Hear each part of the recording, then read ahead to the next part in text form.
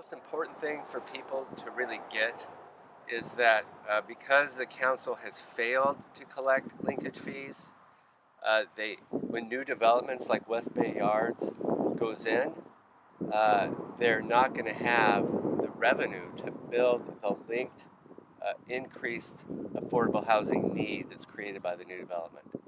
So let me explain a little bit what that link is. So when a new development like West Bay Yards goes in, there's a directly linked increase in need for additional affordable housing in the community. And the reason for that is that new development, more population comes in, a more affluent population, and that population needs services. And more service workers move into the community as well. So there's an expanding service worker population, and they need housing. And they can't afford market rate housing at the current rates. So they need some kind of a subsidized housing, and somebody's got to pay to construct that.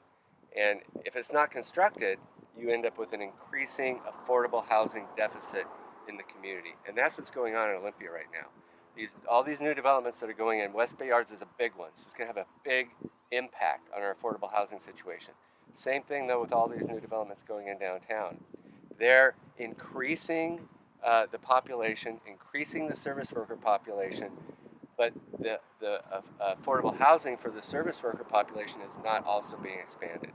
And that's the reason for the linkage fees, is to allow cities to generate the revenue so when that new development comes in, they have the means to also expand the affordable housing. Many other cities responding to this reality that new market rate development actually increases the need for affordable housing have conducted what are called nexus studies.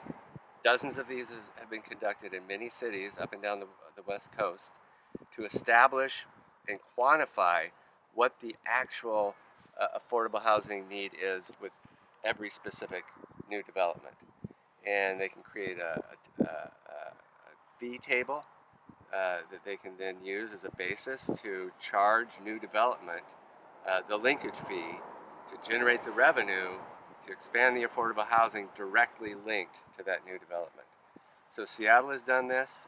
They conducted a nexus study, quantified what the link was, and enacted a linkage fee. And last year they collected over $50 million in revenue for expanding affordable housing in Seattle. And that's not even collecting what they actually could collect.